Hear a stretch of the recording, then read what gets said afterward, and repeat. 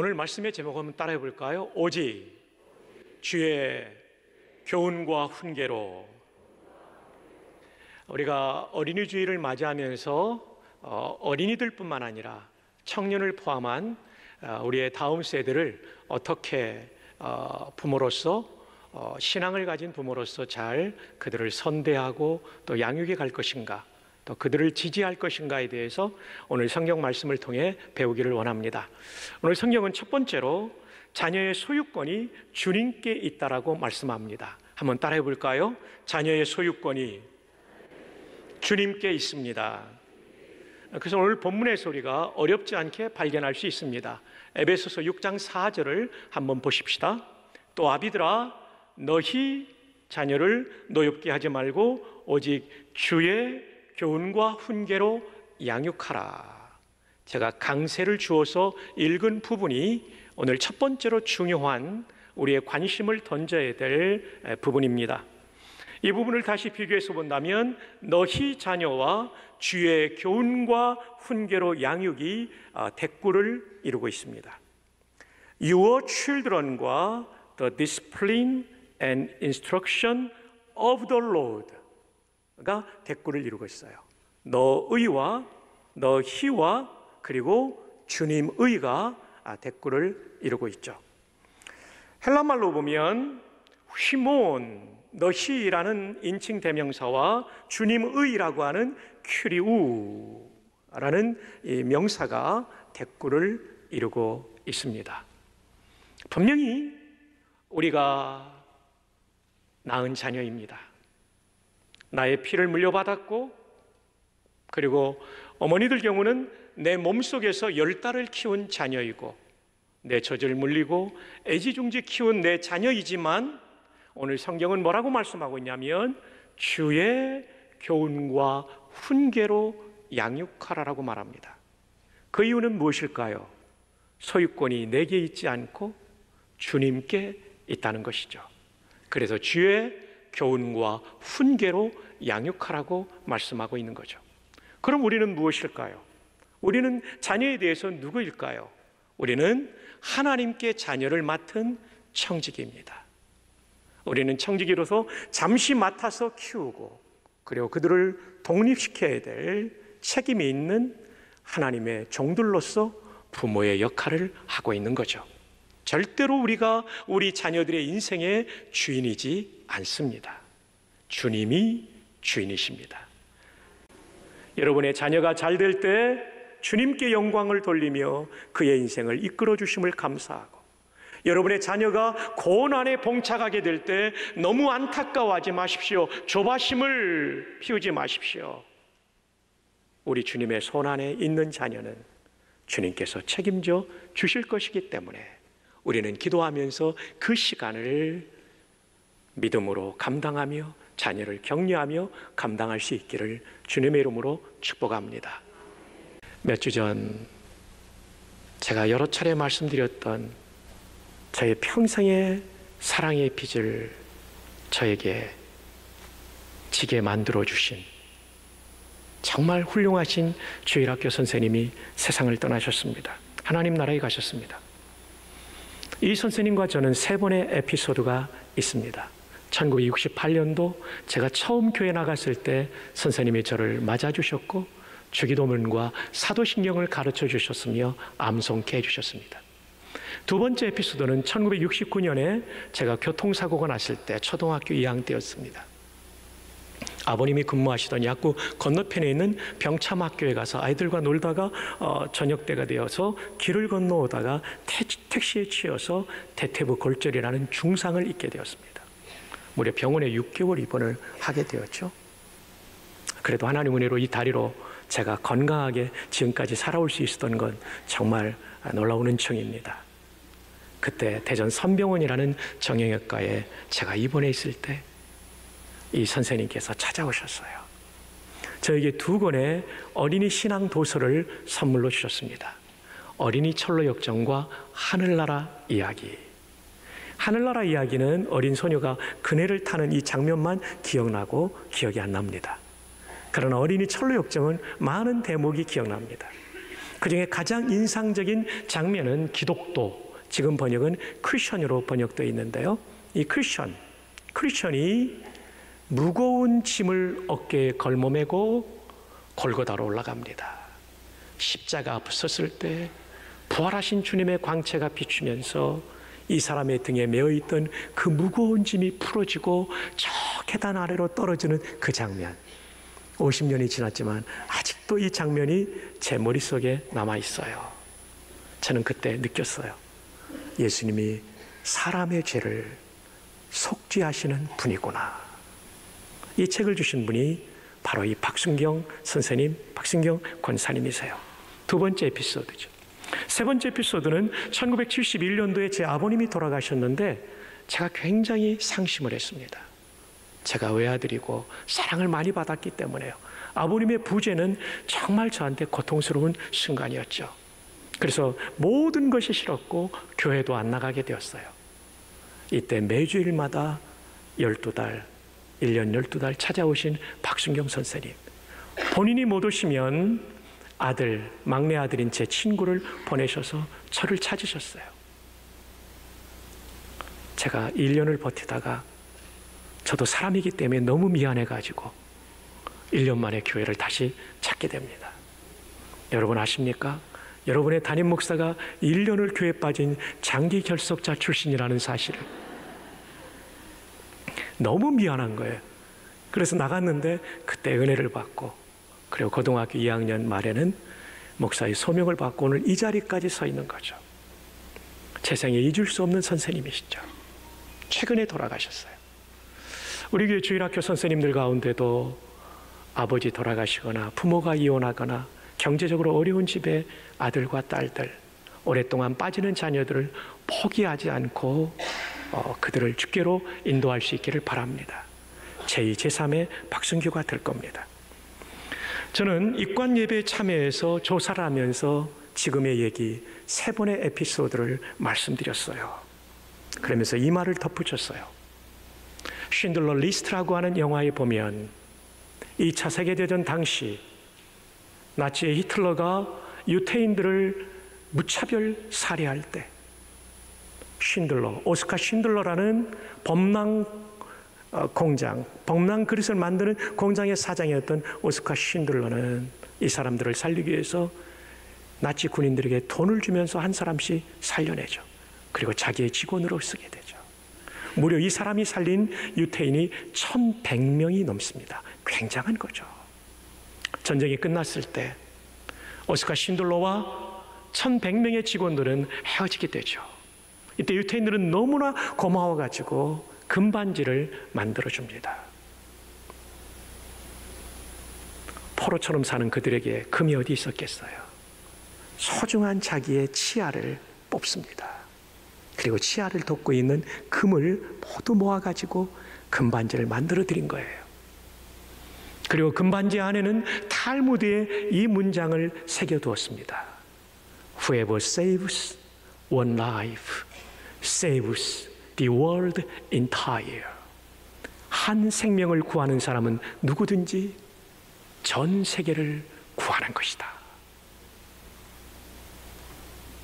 제가 이 얘기를 입관 예배 때 조사로 하면서 박순경 권사님은 저 한 사람을 구했지만 저 한 사람만 구한 분이 아니라 제가 14년 동안 군목으로 있으면서 3천여 명의 장병들이 제 손으로 세례를 받았는데 다리의 와를 통하여 복음을 전하고 믿겠다고 하는 사람만, 그리고 믿겠다고 하는 사람 중에도 세례 받겠다고 하는 사람만 주었는데도 3,000명의 세례를 주었는데 권사님은 박성규 한 사람을 살림으로 3,000여 명의 장병을 살리신 분입니다.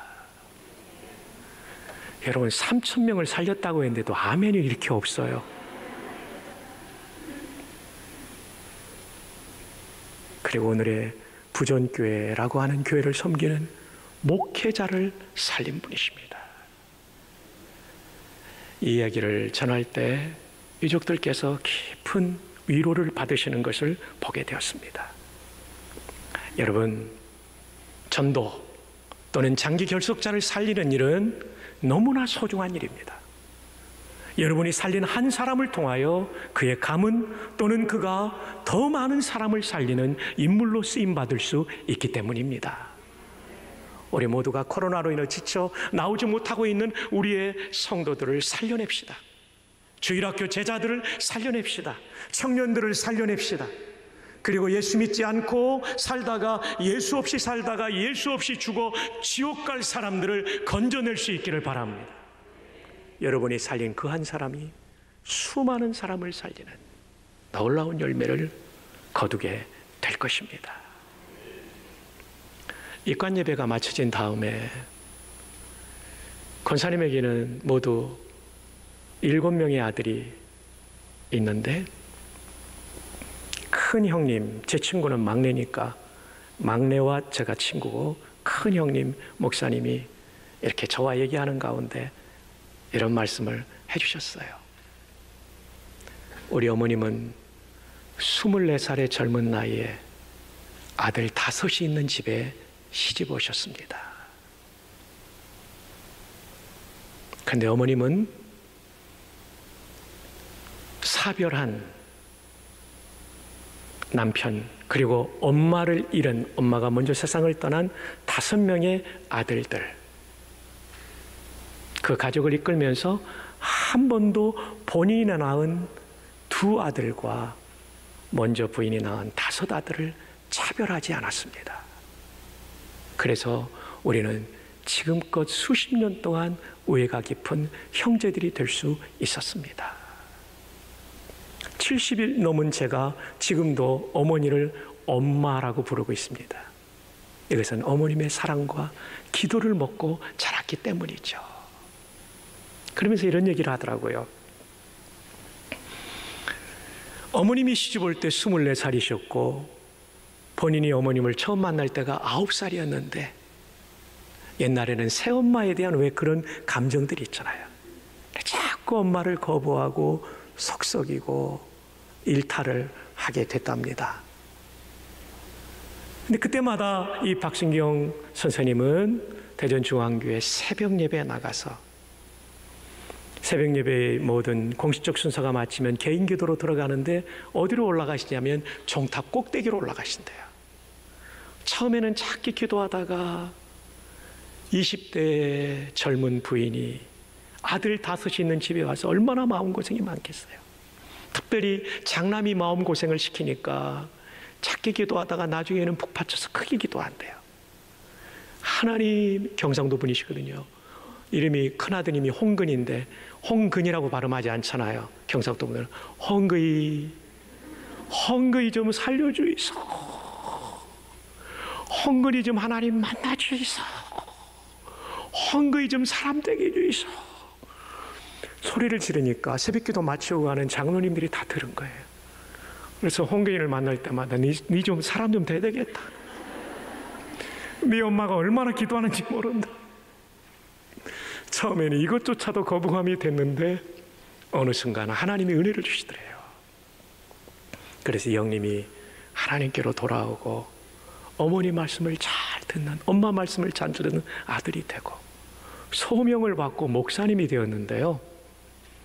그 외에도 어머님이 얼마나 기도해 주셨는지 이 형님이 하신 얘기가, 전도사였던 그 교회, 부목사였던 그 교회, 담임 목사였던 그 교회에서 원로 목사까지 되어 내가 평생을 한 교회를 섬기고 있다고. 여러분, 이거는 목사로서 보통 복이 아닙니다. 하나님의 은혜요, 어머님의 눈물의 기도 덕분이라고 말씀하시는 우리 박순경 권사님의 장남이신 그 형님의 얘기를 들으면서 얼마나 감동이 되든지요. 그리고 그 어머님은요, 또 하나의 아들을 목사로 삼았는데 본인이 낳은 아들이 아니라 먼저 어머니가 낳고 돌아가신 그 어머니의 아들 중에 한 분을 목사로 삼았는데 이분이요, 미국의 인명사전 후수 후에 나오는 인물입니다. 저희 장애인 선교센터에 소장을 하고 계시는 아주 훌륭한 목사님이셔. 그리고 나머지 아들들도 다 하나님을 잘 섬기는 그런 인물들로 키워내셨어요. 저는 우리 박순경 선생님 생각하면 이런 생각이 들어요. 그 젊은 나이에 아들 5이 있는 집에 와서 2 아들을 낳아 7명을 키우면서 본인의 아들들도 감당하기가 얼마나 힘들었을까. 그럼에도 불구하고 가난하고 외로운 나까지 책임져 주셨구나.